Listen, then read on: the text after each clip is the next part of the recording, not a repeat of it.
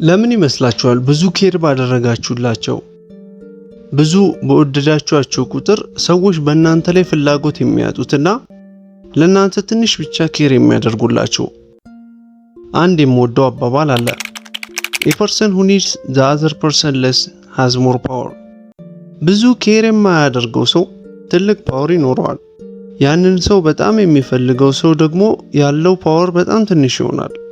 ነገር ግን ሊገፏችሁ የፈለጉ ሰዎች ችላ ያሏችሁን፣ የረሷችሁን፣ ያስቀየሟችሁን እየተከታተላችሁ ከመለመን ይልቅ ስትሰወሩና ስትጠፉባቸው እና መልሳችሁ ስትተዋቸው ሙሉ ዳይናሚኩን መቀየር ትችላላችሁ።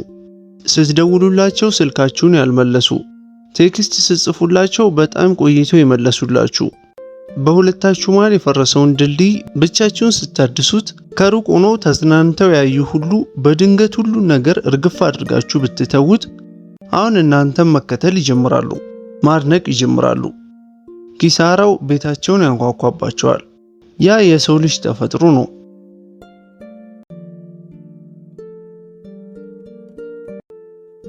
ስለ ውሃ ጥቅም በደንብ የምትማሩት በረሃ ላይ ነው እንጂ ባህር አጠገብ አይደለም። የአንድ ሰው ጥቅም ለሰው ልጅ በደንብ የሚገባው ያንን ነገር እንደ ልቡ ማግኘት ሲያቅተው ነው።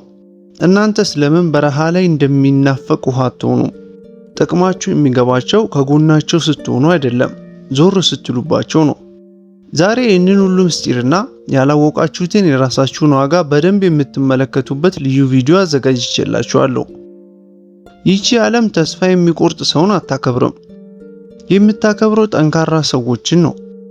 ሰዎችን ቼዝ የሚያደርጉ የሚያሳድዱትን አታከብርም። ይልቅ ራሱን መቆጣጠር የሚችል ሰውን ነው የምታከብረው። ሰዎች ወደዋችሁና ወደ እናንተ ከመጡ እሰየው ጥሩ ነው። አይ አልፈልጋችሁም ብለው ገፍተዋችሁ ረግጠዋችሁ ከሄዱም እሰየው እሱም በጣም ጥሩ ነገር ነው። ራሳችሁንና ስሜታችሁን ማስተር ካደረጋችሁ የማትነኩ ትሆናላችሁ። ይህ ቪዲዮ ስለ በቀል ሳይሆን ክብራችሁን መልሶ ማግኘትና እንደ ምርጫ ትሪት ከሚያደርጓችሁ ሰዎች ጥላችሁ ሄዳችሁ ራሳችሁን ስለማስከበር ነው። የገፏችሁ ሰዎች በስራቸው እንዲጸጸቱ የሚሆኑበትን መንገዶች እንመልከት። አንደኛ፣ ማስተር ዩር ሳይለንስ ወይም ዝምታችሁን ተቆጣጠሩ። ለመልስ ስትቻኮሉ፣ የሰዎች እናንተን አለመረዳታቸውን ለማስተካከል ስትጣደፉ፣ ለመሰማት ብቻ ስትከራከሩ ስሜታችሁን እንዲቆጣጠሩ ነው የምታደርጓቸው። ተገማሽ ትሆናላችሁ። ያኔ ተገማሽ ሰው ደግሞ ለመተው ለመረሳት በጣም ቀላል ነው። ነገር ግን ዝምታ ልዩ ነው። ዝምታ ምስጢርና ጫና መፍጠር ይችላል። ሌሎች ራሳቸው በፈጠሩት ሽብር ተቀምጠው ራሳቸውን እንዲወቅሱ ያደርጋቸዋል። እና አመኑኝ፣ ሰዎች እናንተ የሚሰማችሁን ነገር እንዳለማወቃቸው የሚያስጨንቃቸው ነገር የለም። ጣፋጩ በቀላችሁ ሊሆን የሚገባው እንደ ጠሏችሁ ሰዎች እንደ ጠላቶቻችሁ አለመሆን ነው። ያ ረጋ ያለ የእናንተ ሁኔታ ሁል ጊዜ ለሰዎች መልእክት ያስተላልፍላቸዋል፣ ሊቆጣጠሯችሁ እንደማይችሉ። ያንን ካልቻሉ ደግሞ በእናንተ ላይ ያላቸውን ፓወር ያጣሉ። በዚህ መልኩ ነው ወደ ጸብ ሳትገቡ ማሸነፍ የምትችሉት። ክብራችሁን ጠብቃችሁ የምትኖሩት በዚህ ነው። ከወሬና ከክርክራችሁ በላይ ዝምታችሁ በደንብ የሚሰማ እንዲሆን አድርጉት። እንዲደነቁባችሁ፣ እንዲጠይቁና ርቀቱን በደንብ ፊል እንዲያደርጉት አድርጓቸው። ሁለተኛ ደግሞ ዋጋችሁን ወቁ። የሰዎች ረብሽ እንዳይገዛችሁ ቢዚ ልትሆኑ ይገባል። የሆነ ሰው ባልጠበቃችሁበት ሁኔታና ጊዜ ችላ ቢላችሁ ትክክለኛ ምላሻችሁ ሊሆን የሚገባው ራሳችሁን ለነዛ ሰዎች ለማረጋገጥና ዋጋችሁን ለማስረዳት መሞከር አይደለም። ራሳችሁን ለራሳችሁ ስትሉ ማሻሻል ነው። በሩን ዘግቶባችሁ የሄደ ሰውን ይመጣል እያላችሁ እናቱ ገበያ ጥላው እንደሄደች ሕፃን በረንዳ ቆማችሁ ያንን ሰው እስኪመጣ መጠበቅ አቁሙ። ወደ ቤታችሁ ተመለሳችሁ ግቡና ማን ከሕይወታችሁ እንደወጣ እስክትረሱ ድረስ ሙሉ ትርጉም ያለውና የምትተማመኑበት ሕይወትን ገንቡ።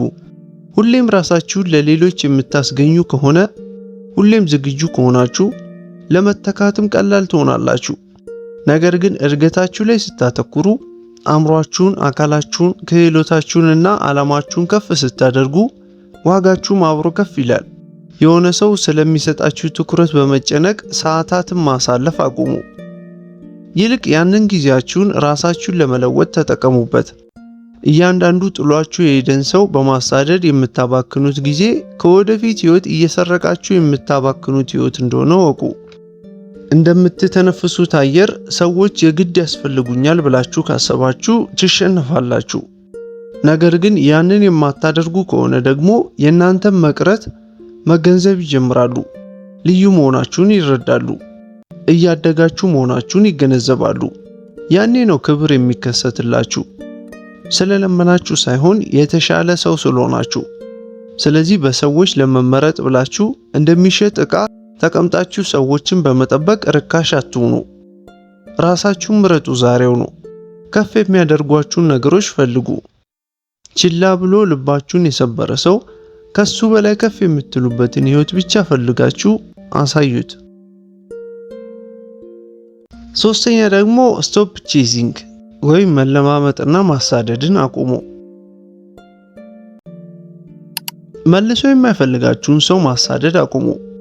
መልሳቸውን በመጠበቅ መለመን አቁሙ። አሁኑኑ በየ5 ደቂቃው ስልካችሁን ቼክ እያደረጋችሁ ደወሉ አልደወሉ፣ ሜሴጅ ላኩ ወይስ አላኩም በማለት አትጠብቋቸው።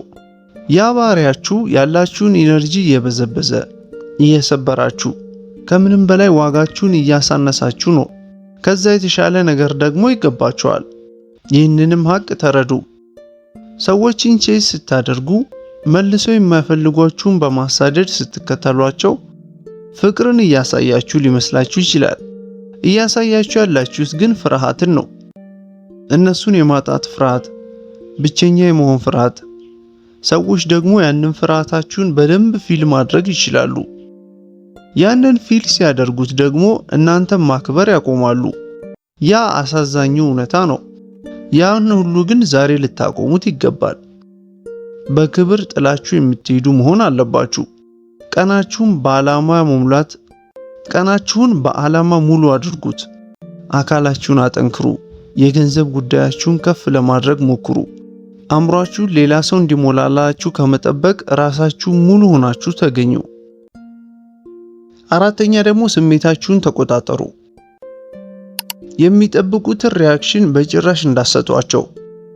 ስሜታችሁ ከፍተኛ ጥንካሬያችሁ መሆኑን ወቁት፣ ግን ከተቆጣጠራችሁት ብቻ። ምክንያቱም ብስጭትን፣ ሐዘንን፣ ተስፋ መቁረጥንና በእነሱ መናደዳችሁን ጸባያችሁን እንዲቆጣጠር በፈቀዳችሁ ቁጥር በራሳችሁ ህይወት ላይ ያላችሁን ስልጣን ታጣላችሁ። አስከፊ ሁኔታ ደግሞ የገፏችሁና ችላ ያሏችሁ ያ ሰው ያንን በህይወታችሁ የምትፈጥሩትን ሁካታ በደንብ ፊል ያደርገዋል። ያ ደግሞ ፓወር ይሰጣቸዋል። ትከራከራላችሁ። እነዛ ሰዎችን ጥፋተኝነታቸውን ለማረጋገጥ ብዙ ትለፋላችሁ፣ ታለቅሳላችሁ። ልባችሁን እየተከላከላችሁ ሊመስላችሁ ይችላል። ነገር ግን ድክመታችሁን ከፍታችሁ እያሳያችኋቸው ነው። የዝናብ መጣልንና የፀሐይ መውጣትን መቆጣጠር እንደማትችሉት ሁሉ የሰዎችን ጸባይን መቆጣጠርም አትችሉ። ደግነታቸውን በግድ ማግኘት አትችሉ። ታማኝነታቸውን ስለፈለጋችሁት ብቻ ማግኘት አትችሉ። ነገር ግን ለዛ ሁሉ የምትሰጡትን ምላሽ በመቆጣጠር ራሳችሁን ማዳን ትችላላችሁ። ተዋጊ ወታደር የሚዋጋበትን መሳሪያ ጠንቅቆ እንደሚመርጠው እናንተም ተግባራችሁንና በቀጣይ የምትሰጡትን ምላሽ መምረጥ ትችላላችሁ።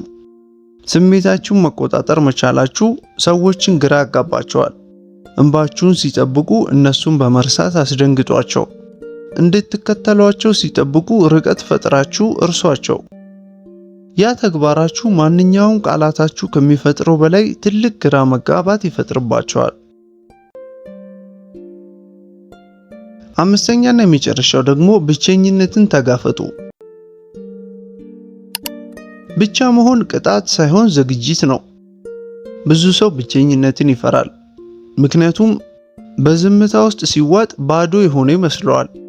ያ ፍርሃታችሁ ነው የማይፈልጓችሁን ሰዎች እንኳን በግድ እንድትፈልጉ የሚያደርጋችሁ። ሲንግል እንዳትሆኑ በመፍራት ብቻ ንቀትን፣ ጥላቻን እያስተናገዳችሁ በፍቅር ሪሌሽንሺፕ ውስጥ መቆየትን ትመርጣላችሁ። ያንን ስህተት በጭራሽ እንዳትሰሩ። ብቸኛ የምትሆኑበት አጋጣሚ ከተፈጠረ ያንን ውደዱት። የሆነ ሰው ችላ ሲላችሁ፣ ሲገፋችሁ ከምንም በላይ የሚትረፈረፍላችሁ ነገር ፍሪ የሆነ ብዙ ትርፍ ጊዜ ነው። በዛ ጊዜ ደግሞ እነሱን በመከታተል ከማባከን ይልቅ ወይም የድሮ ትዝታን እያስታወሳችሁ ራሳችሁን ከማሰቃየት ተቆጠቡ። ከራሳችሁ ጋር በሰላም መቀመጥ ካልቻላችሁ ሁሌም ሌሎችን ለማረጋገጫነት በመፈለግ ስትባክኑ ትኖራላችሁ። ጥገኝነት ደግሞ በራስ መተማመናችሁን ይንደዋል። ጠንካራ ሰዎች ብቻቸውንም ምቾት ይሰማቸዋል። ያለ ስልካችሁ ወክ ማድረግ ተለማመዱ። ያለ ዲስትራክሽን ተረጋግታችሁ መመገብና ብቸኛ መሆንን አትፍሩ። ብቸኝነትን ማስተር ስታደርጉ አንድ እንግዳ ነገር ይከሰታል። ሌሎችን የግድ መፈለግ ታቆማላችሁ። ያኔ ደግሞ በጣም ተፈላጊ ትሆናላችሁ። ከጥገኝነት ነፃ ትሆናላችሁ። ስለዚህ ከሰው መራቅን እንደ ኪሳራ መመልከት አቁሙ። እንደ ስጦታ እዩትና ወደ ፓወር ለውጡት።